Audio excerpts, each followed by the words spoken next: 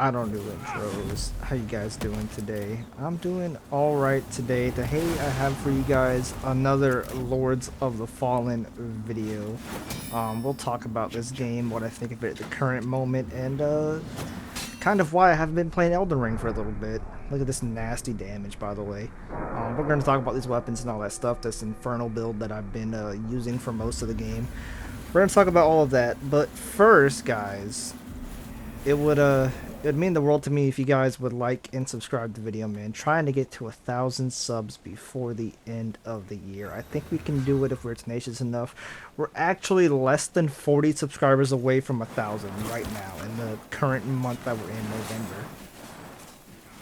And we're getting real close to December too, so it'd be actually insane if I could get 1,000 subs before December. That would be crazy. But yeah, thank you guys so much for enjoying the videos and whatnot. I know a lot of you are here from EldenRing, but some of you have stayed for Lords of the Fallen, so I do appreciate it. Speaking of Lords of the Fallen, so you guys might have noticed that it's been a while since my last upload, almost a week actually. And the reason for that being is like I just got really burnt out on EldenRing like right before this game came out, streaming wise and recording wise. Just got really burnt out on EldenRing. And then this game came out and it was new, it was broken and it was busted and it was like not working properly and it was an unfinished game in my eyes, but it's new and it has some cool elements to it, and the devs are like constantly trying to patch it, trying to make it better. So that kind of like got me more interested in this game than I should have been, than probably anybody else should have been, honestly. But here we are, we're playing Lords of the Fallen. I'm going to be uploading a few Lords of the Fallen videos, probably a lot this week and maybe next week too. I know some of you guys were really enjoying the Invasions Explained videos that I was doing over here with EldenRing. Those are not going anywhere. They will continue, just not in the next week or two. I just need a little bit of a break from EldenRing. The cure for burnout on EldenRing specifically is just to play other games.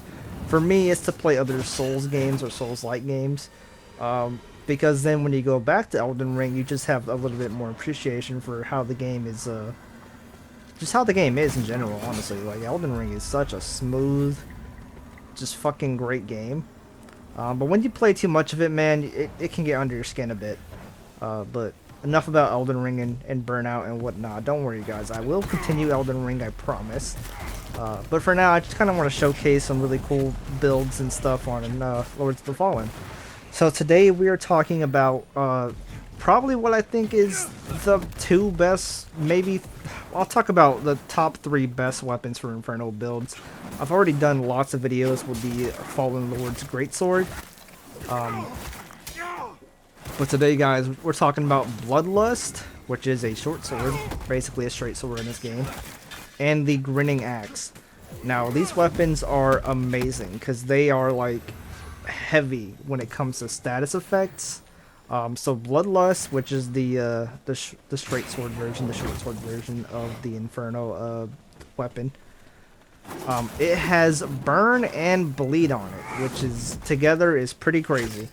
And then on top of that, the GrinningAxe has burn and ignite.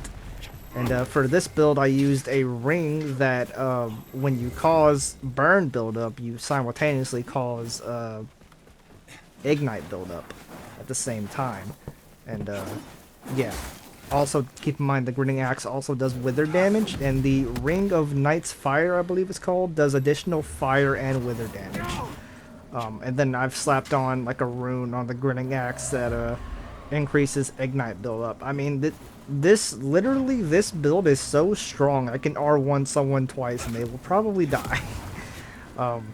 In some of these clips, you're going to see that I'm using 2 Bloodlusts, and the other parts of these clips, you're going to see me using a Bloodlust and a GrinningAxe. I do think 2 of them in conjunction with each other are like probably the best build that you can use for Inferno. I mean, they're just so broken. You can see these guys 2 right here. They're using the exact same build that I am, pretty much, along with this guy using his Fallen Lord sword. By the way, I've showed like 2 examples in this video of of people from EldenRing coming over and trying to gank on Lords of the Fallen. It doesn't go as well as you think it does, right? Like, there's a lot of connection issues between just all the players that are involved, to the point where you can't spam and you can't hard gank as much as you want in this game unless you're using like the broken Pieta spell or Pieta sword or something like that, which this guy is using right here. I love this combo, by the way. Severing Blades into Seismic Hammer is like an insanely strong combo, and I love it. I also have on the Umbral Eye that pretty much lets you poise through anything that you want if you're charge attacking. And it's literally, at the beginning of the video, you literally saw me do like 1500 damage to somebody, which is something I also want to talk about in this video. So in EldenRing, right, the vigor stat, the health stat in EldenRing is very, very important because you can survive a lot of stuff with it. If you have 60 vigor, you can survive a lot more than what you think you can't, right? Even though things are in that game, they do so much damage and they're very spammable in EldenRing.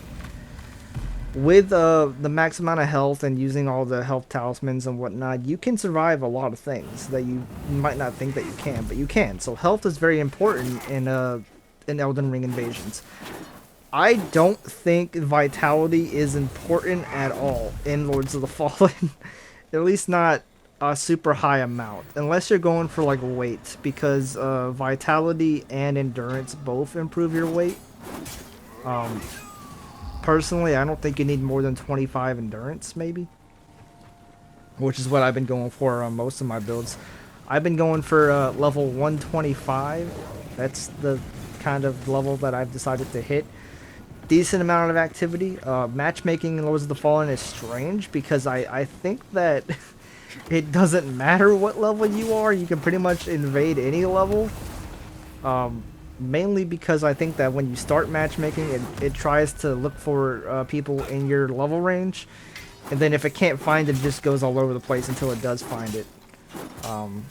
Which is why you're seeing me invading the swamp at level 125, I suspect. These guys are probably like mealed as fuck though. You can meal like everything in Lords of the Fallen. You can meal like Sacred Tears and Crimson Flask and like insanely you can mule to your heart's content in this game. And of course upgrade level doesn't matter either. But what was I saying? I can't really remember, honestly. I think this is the last clip of the video. I think anyway, guys, I do hope you guys enjoyed this video, man. Just showing off a couple invasions, showing off the GrinningAxe and the Bloodlust. I think along with the Fallen Lord Sword, those are like the best Inferno weapons. There is one more Inferno weapon I'm going to show off in a bit, and it's the Queen's Headhammer, which is like a strength Inferno weapon. We'll be showing that off because that weapon, I think, has the highest AR in the game. I think it's the highest one I've seen. It was like 930 or some shit like that when I used it. But anyway, guys, I want to thank you guys for watching. If you guys like this kind of content, like this kind of build making content, this kind of PvP, Lords of the Fallen, Elden Ring, Souls-like, I do it all kind of content, be sure to like and subscribe, man. Trying to get to 1,000 subs before the end of the year. And with that being said, guys, fare thee well, peace out, and all that fun stuff. And don't you dare go hollow, friends.